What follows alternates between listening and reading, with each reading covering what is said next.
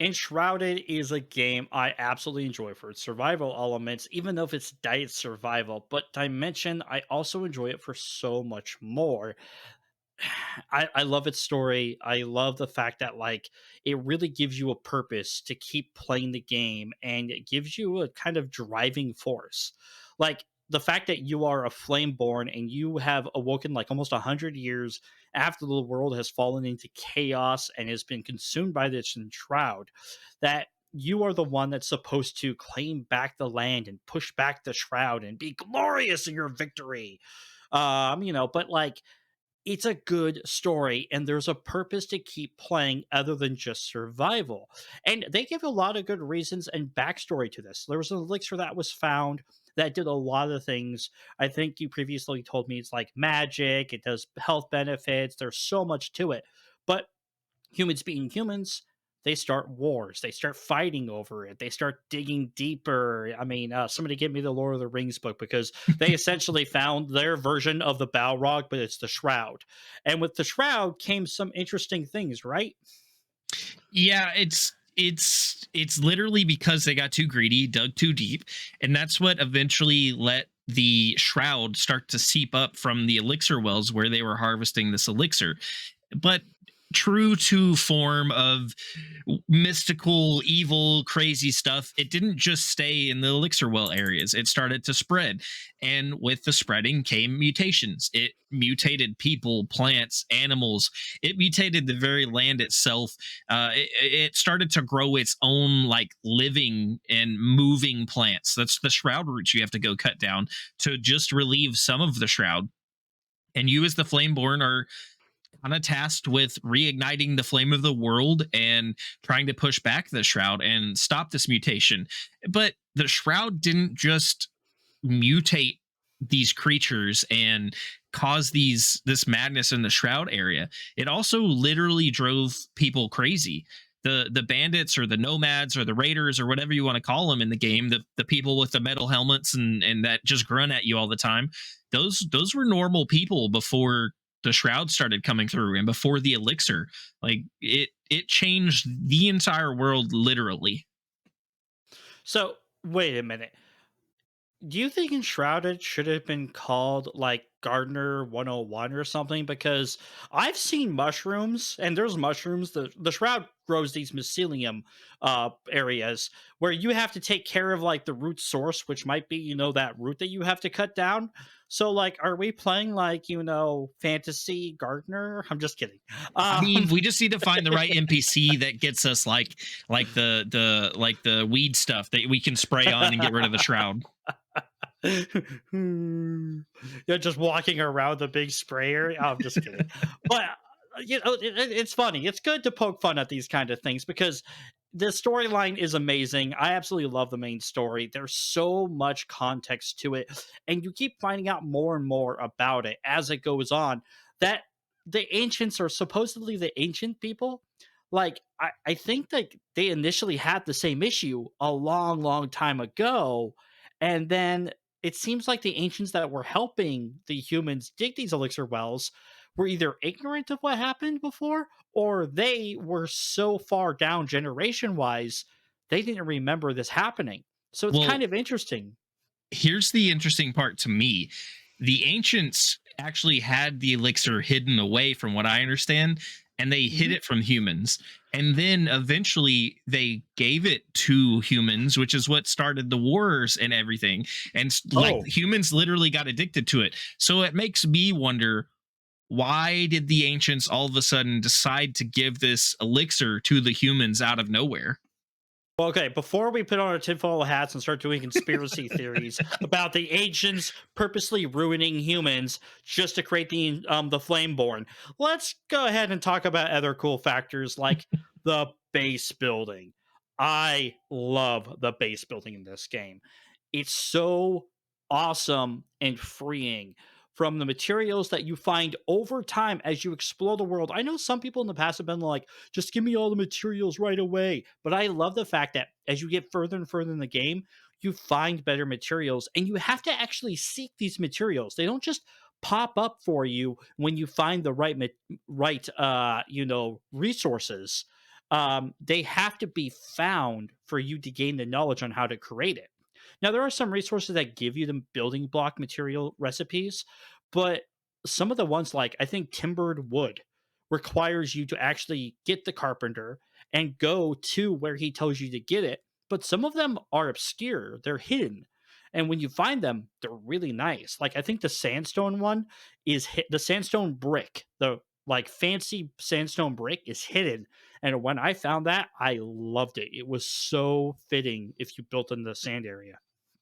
Some of the building blocks are locked behind quests, locked behind NPCs, and those NPCs will give you those quests. You talked about the carpenter. The carpenter is one of the guys that sends you to one of the bridges to find a chest that he said he hid there that has a building block recipe in it. And so you can go find some building blocks by going and mining certain types of materials, and it will unlock those building blocks, like you said.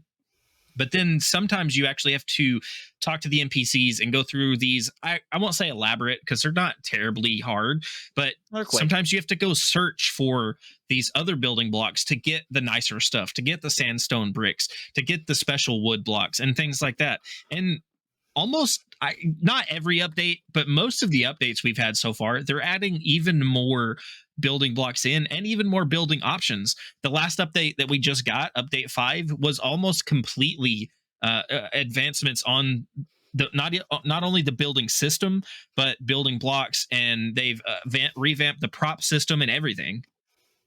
Yeah, I mean, they even made it so you only have to have one piece of that building block in your inventory. And if it's inside of a magical chest, the rest of them, it will automatically pull from it. So it makes base building even easier. And folks, if you think the community's been creative this far, imagine how much more creative they're going to be if they don't have to haul around all of those blocks in their inventory. Like, I know you can have up to 4 slots, 4 rows of items so it's like 10 by 4, so like up to 40 stacks of material. But some of these chests get way bigger than that, so they can host a lot of stuff. And speaking about the creativity community, it's amazingly gorgeous what they can do. Like, I love it, from hobbit holes all the way to full blown cities. To I've even seen places that look like they're futuristic using the glowing neon blocks and stuff like that. What's crazy about that is we're seeing stuff on Twitter. We're seeing Keen Games actually doing building competitions like they did for Halloween last year. We're seeing this stuff and we're seeing all this creativity without any kind of creative mode. Like, people are going and finding these building materials and unlocking these building blocks and playing through the game to get the stuff they need to build these giant vast cities and these giant buildings. Imagine what's going to happen when we finally do get a creative mode, which is supposed to be coming out in 1.0 when they finally release 1.0, but that's a good ways down the road. But imagine what we're going to see and what you will be able to do once you don't necessarily have to go find all this stuff if you're just wanting to relax and build in the game. See, I think that's what gives the community a lot of their creativity is they have to progress through the game to get these materials. So honestly, I think that when we get creative mode, we're going to see a lot more creativity, but I believe right now we're seeing, I would say, the golden age of true creativity in the game, because the resources are almost their own progression when it comes to base building. You start off with cobblestone and, rough wooden sticks, and then you eventually start getting some really cool things and materials. Like, you even get like the kind of stone that you see the like places the NPCs are stored in, like you get that material eventually, and you get some really cool looking materials. Like, my favorite one is the material the Braylon Bridge is built out of. And then my other favorite one, which is kind of simple, but I liked the weathered wood. That one was one of my other favorites. And with the new weathering tool, I can definitely make things look really cool. The other cool thing about the base building is it's not just purely aesthetic. It has a purpose because you have to build and shelter your NPCs. And they're the ones that help you make, metal plates and grind down bones into bone powder, etc., etc. And that's what makes some of these other materials possible is by crafting more advanced or more refined resources is what allows you to make, copper blocks or iron blocks or et cetera, et cetera. There's like an invisible tech tree to Enshrouded too. You don't really see it. Like you can't pull it up and look at what you unlock if you do this or that. But speaking about the NPCs and crafting, the more you craft, the more stuff you unlock. Sometimes you might see an item that requires, for example, you'll see some of the new armor requires you to make warm padding, but you can't make warm padding until you can make wool, and you can't make wool until you have like a yak or a goat to get raw wool from. And you might not Yeah. see how to make wool until you go ahead and harvest your first bit of raw wool, and then actual processed wool will show up in your crafting menu and tell you what workstation you can make it at. So there's a progression system to the building, just to the crafting, just like there is with the building. I think that's a really cool aspect. And the crafting in the game isn't just about building these refined materials for base building. You can make armor, weapons, swords, spears. Well, not spears yet. I would love to see spears, but arrows, etc. And I just love all of that. But then there is the fact that the NPCs themselves move around and have people you can find that help them out. Building is like a side project. The only reason you need to build is for the NPCs now. And the NPCs need their shelter, they need their beds, and they can move around and walk around. And it makes your buildings feel more alive, your towns feel more alive. But it's only necessary really for that. And the reason why that's super necessary is because if you don't have your NPCs sheltered and with their workstations, you're not going to unlock the progression of the crafting like we were talking about. And all of that ties together. You said you don't want people to be discouraged. I don't want you to either. It sounds like it's complicated. It's really not, because there's not a lot that they need. They just basically need a roof over the head and they're in a bed and they're happy. And then you start doing their quests, you start crafting, and the world starts to feel more and more alive because each of these NPCs have their own story. It's not just some random person that you went and rescued and now they're going to stand in one spot and the only use they have is for you to talk to them and craft. No, we've advanced so far past that. They make the world feel so much more alive. They give you lore, they give you their own stories. These are actually people that died either because of the war or because of the shroud, and you're going back, and I mean I guess your character's technically a necromancer because you're actually going and getting like their souls or their essence and bringing them back to your base and summoning them again and bringing them back to life. The other thing I love about this is that there are other stories in the game that kind of build upon the world, and like they're not always about the main story. They're just about little funny things. Like I think one of the stories is the raiders thought they'd get back at a guy for taking the loot, so they ended up like collapsing a mine entrance on him. And they're laughing. He's like, "Oh yeah, he has some food. We gave him a shovel. He's going to be okay." So you take care of the raiders, and then you finally get into the cave. Oh no, no, they put him, they tricked him into going in there because there was a chest they left in there for him, that was empty, and they thought it was funny. So, but they collapsed on him anyway. But you finally get into the cave, and his corpse is there, and there's a note where he's literally saying, "Haha, this was funny, guys, but my shovel's broken, my fingers are splintered, I ran out of food. I don't think I'm going to be able to get out of here." And you kind of have a little bit of sadness going, these people did truly lose their minds because they forgot that they did this mean joke to this guy and he pretty much died in the cave.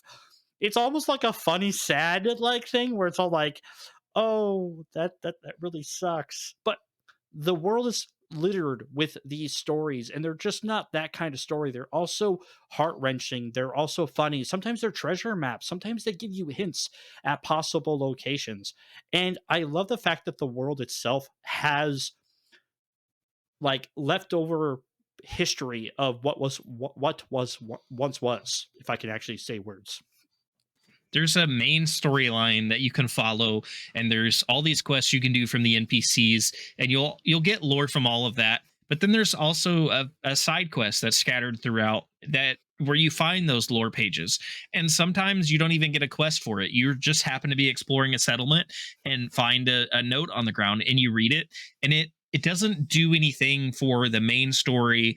It doesn't necessarily do anything for the NPCs. You don't need it per se, but it's put in there to make the world feel a little more alive, which is weird to say for a world where basically everybody but you is dead.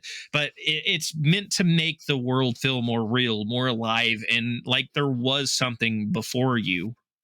Well, folks, thank you very much for watching the State of Survival as we take a closer look at Enshrouded past its survival elements and just enjoy the game for what it offers past it. Join me in welcoming and thanking Dimension 119 and Red Falcon for always being here and supporting the show and being awesome folks. Thank you very much for watching State of Survival. It's top for now. See you in another dimension.